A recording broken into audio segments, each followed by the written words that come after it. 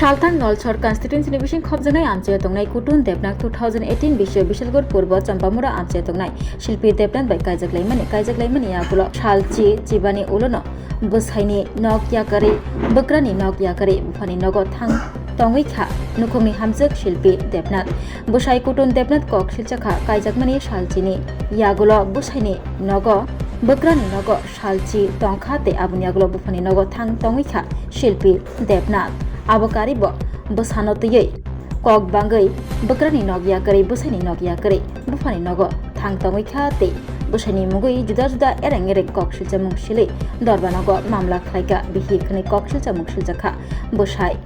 kutun debnath aboni yagulo bosai kutun debnath bihi tamok khlai tonghmei saimanna thangke bo sawi mano o amchaini no bishalgor purbo lokhibil amchayo tongnai phanganang bodolni adong ngai samung khlainai tabor Raju Debnath মুগৈ শিকলা খরক সাবাই কাইজাখা হানাই ফিয়াবা young বুসাই কেবলে সাউই মানিয়া উলব সাউই মানখা বিহিক কুবুনি চেলাবাই করংজাকনি বাগৈ নখ কেসে কেরেং अंग्लाय तंग्लायोते बसाइनो याकारि कलाङै थांका बिहि बसाइ कक सिलजाखा बिहिक bye गोबांमा वाइरेबाइनो blackmail खालायजागै ब गोबांमा रां रक नाहारजाखा हनै ताबुक बिहिक शिल्पी देबनाथ तिनि बाय तालबा तालदक सकांग बिशालग राजु देबनाथ बाय काजागै ताबुक बबाइनो नुखुं खालाय तंलायो यां बसाइके कक सिलजाय तंगो ताबुक बबाइ डिवोर्स याखो कागलायाखो शिल्पी देबनाथ नै कागलाया तै शिल्पी देबनाथ तै खरकसा चलाबाय बाहाय कायजागै मानहनै सोंमों आसाय तंगो बसायनायो सय बुस्थुनि बागै तामनि हिनबा बनो एरें एरें कक सिलजामुं सिलै मामला खालायजाखा आबुनि बागै सय बुस्थुनि बागै कक्तमा थुनरुनि बसगाव बिनि खादमानि कक साय खनारखा बसाय कुटुन देबनाथ एक्चुअली আমার বাড়ি পশ্চিম নলছর আমার নাম কুটন দেবনাথ আমি 2018 সালে পূর্ব চাম্পামুরা শিল্পী দেবনাথের সামাজিকভাবে রীতিনীতি মেনে বিয়ে করি কিন্তু বিয়ে করার পর থেকে সংসারের মধ্যে অশান্তি প্রতিনিয়ত লেগেই আছে তার একটাই দাবি আমার সাথে 5-10 দিন থাকবো পুরো সময়টাই মাসে 20-25 দিন থাকবো তার বাপের বাড়িতে তো আমি তো প্রথম অবস্থা জানতে পারি না যে বাপের বাড়িতে থাকার কারণ কি আস্তে আস্তে সংসারের মধ্যে অশান্তি লেগেই আছে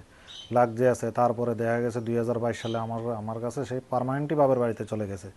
যে আমার নামে ভরণ পোষণের কেস করছে তো প্রথম অবস্থা আমি ভরণ পোষণ দিতে থাকি দিতে যখন দেখছি যে ছেলের সাথে তার সম্পর্ক কোর্টের মধ্যেও নিয়ে যাইতো ওই ছেলেরে তখন আমি আস্তে 2024 সালের শেষের দিকে আমি ভরণ পোষণ দেওয়া বন্ধ করে দিই বন্ধ করে দেওয়ার পরে সে কি করছে বাধ্য হয়ে সে এখন তো আর আমার থেকে টাকা পাইতে আসে না সে যার লোকের সম্পর্ক তার সাথে সামাজিকভাবে সে বিয়েও করছে অ্যাকচুয়ালি যে ছেলেটার সাথে দেখা করতে যাইতো আমার বিয়ের আগের থেকে ওই ছেলেটার সাথে সম্পর্ক আছিল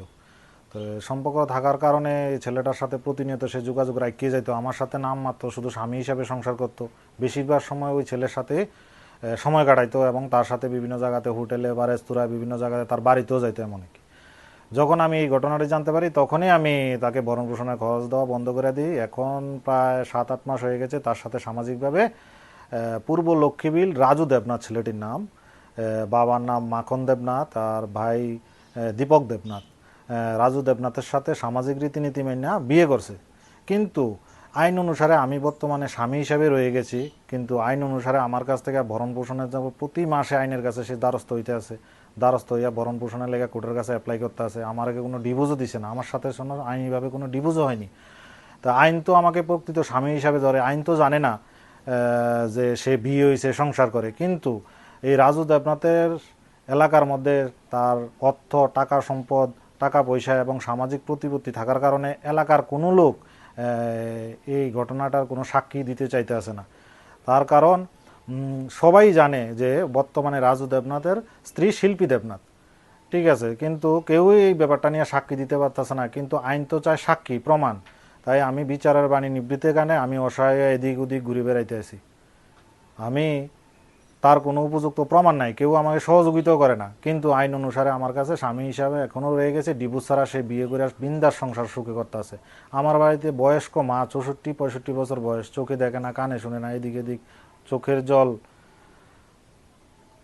নিবৃতে কান্তা আছে এদিকে দিয়ে ঘুরে বেড়াইতে আছে আমি একদিকে ঘুরে বেড়াই আমার মা একদিকে ঘুরাই এই অবস্থার মধ্যে আছে আমি এলাকার জনগণ লক্ষ্মীপুরের এলাকার জনগণ এবং ত্রিপুরা সরকারের কাছে আবেদন করছে এই ঘটনাটি যেন উপযুক্ত তদন্ত হয়ে তাদের বিরুদ্ধে যাতে উপযুক্ত শাস্তির আওতায় আনা হোক। ওই তো আমার বাড়ির থেকে দেখা গেছে জুজালামাগেরা যখন বাড়িতে সে বাবার বাড়িতে গেছে বাবার বাড়িতে যাওয়ার পরও আমি কয়েকবার চেষ্টা করছি সারা আননের লেগে, কিন্তু সে আইছে না। কিন্তু যাই সেটা সে মিথ্যা মামলা করছে আমার লেগে। কিন্তু মিথ্যা মামলা করানোর পরও আমি অনেক চেষ্টা করছি, তার লগে যোগাযোগ করছি তারা আননের লেগে, কিন্তু সে আইতে নারাজ। কিন্তু আমি জানতে পারি যে ওই ছেলেটার লগে সম্পর্ক আছে, কিন্তু সেটা আমার সঠিকভাবে জানা নাই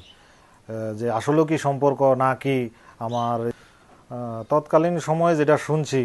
কিন্তু অক্ষণ দেখা গেছে বাস্তবে এটা ফলস্ফূর্ত হয়েছে। তার লগে সে আজকে 6-7 মাস ধরে সামাজিকভাবে পূর্ব লক্ষ্মীবিল রাজু দেবনাথের সাথে সামাজিকভাবে বিয়ে করিয়া সুখে সংসারও করতে আছে। অথচ আমি আইন অনুসারে স্বামী হিসাবে রয়ে গেছি, আমারে কোনো ডিভোর্সও দিছে না, আমিও কোনো ডিভোর্স দিছি না, আইন মাত্র আমি স্বামী। কিন্তু আইন জানে যে এখনও আমার শিল্পী দেবনাথ আমার বউ, তার লেগা এখনও আইনের কাছে শিল্পী দেবনাথ প্রতিনিয়ত ভরণ পোষণের টাকার লেগে অ্যাপ্লাই করেই যাইতেছে, যেটা অনৈতিকভাবে। কারণ সে তো বর্তমানে রাজু দেবনাথের কাছ থেকে ভরণ পোষণ পাইতেই আছে, আর ডিভোর্স ছাড়া সে কি করে বিয়ে করে? ডিভোর্স ছাড়া তো বিয়ে করার প্রশ্নই ওঠে না। এই যে এই ঘটনাটি অন্যায়ভাবে আমাকে এইভাবে ফাঁসিয়ে রাখছে মিথ্যা কেসের মাধ্যমে। আমার এখন কিছুই করার নাই, আমি এদিক ওদিক ঘুরে বেড়াইতে আছি। তার লাগে নিরুপায় হয়ে আমি সাংবাদিকের দ্বারস্থ হচ্ছি, যাতে লক্ষ্মীবিলের এলাকাবাসী, বিশালগড় এলাকাবাসী যাতে পুরোটা ঘটনাটা জানে এইভাবে একজন সাধারণ মানুষকে এইভাবে ফাঁসাইতে আছে। যে ভরণ পোষণ মামলা করার আগেও আমার থেকে বেআইনিভাবে অনেক টাকা পয়সা নিছে। আমার বিরুদ্ধে মানহানির কেস দিব, আমার মারে টর্চারিং করব আইনের ভয়ে। আমি যেহেতু একটা প্রাইভেট কোম্পানির মধ্যে কাজ করতাম, আমার কোনো এক্সট্রা কোনো জায়গা সম্পদ বা কোনো কিছু নাই, সেই ভয়ে তারে আমি টাকা দিতেই থাকি। যখন সে ভরণ পোষণের মামলা করে তারপরেও আমি টাকা দিতে থাকি, দিতে যখন লাস্ট পর্যন্ত দেখি যে সে অ্যাকচুয়ালি আমি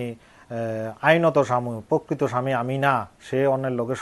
সংসার করতে আছে বিয়ে করিয়া, তখনই আমি টাকা পয়সা দেওয়া বন্ধ করি। আমারে বিভিন্নভাবে ব্ল্যাকমেল করিয়া বেআইনিভাবে প্রচুর টাকা পয়সা আত্মসাৎ করছে। আইনিভাবে তো আমি টাকা দিছি, অনেক টাকা দিছি, যার কোনো হিসাব টিসাব নাই। আমি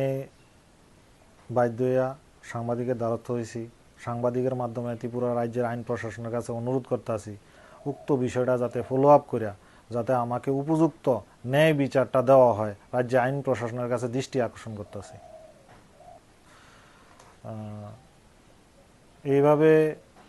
এইভাবে মিথ্যা মামলায় ফাঁসিয়ে রাখছে শুধুমাত্র ত্রিপুরা রাজ্যে বা ভারতবর্ষের আইন অনুসারে। শুধুমাত্র কি মহিলার লেগে আইন, পুরুষের লেগে কোনো আইন নাই? আমি রাজ্য সরকারের কাছে উক্ত বিষয়ের উপর দৃষ্টি আকর্ষণ করতে আছি যে রাজ্যে আইন প্রশাসন যাতে উপযুক্ত সুষ্ঠু বিচার করে আমাকে যেন আইনিভাবে সাহায্য করে এবং পুরুষ হিসাবে যেন সঠিকভাবে বিচার করে। আমার নাম কুটন দেবনাথ, বাড়ি পশ্চিম নলচর। আর ওয়াইফের নাম শিল্পী দেবনাথ, বাড়ি পূর্ব চাম্পামুড়া। শিল্পীর বাবার নাম শ্যামল দেবনাথ, মার নাম সন্ধ্যা দেবনাথ, পূর্ব চাম্পামুড়া, বিশালগড়। বিয়ে হয়েছে বিশালগড় পূর্ব লক্ষ্মীবিল রাজু দেবনাথ। বাবার নাম মাখন দেবনাথ, বড় ভাইয়ের নাম দীপক দেবনাথ। হ্যাঁ, সে বর্তমানে বিজেপি শাসক দলের কর্মকর্তা হওয়ার কারণে এই যে বিয়ের ঘটনাটি উক্ত এলাকার প্রধান মেম্বার থেকে শুরু করে সবাই জানে যে তার সাথে সামাজিকভাবে বিয়ে হয়েছে, কিন্তু ভয়ে কেউ মুখ খুলতে রাজি না। আমার একটি ছেলে সন্তান আছে। আমি চাইতে আছি যে আমার ছেলে সন্তানটি আমাকে দিয়ে দেওয়া হোক। আমার কাছে সঠিক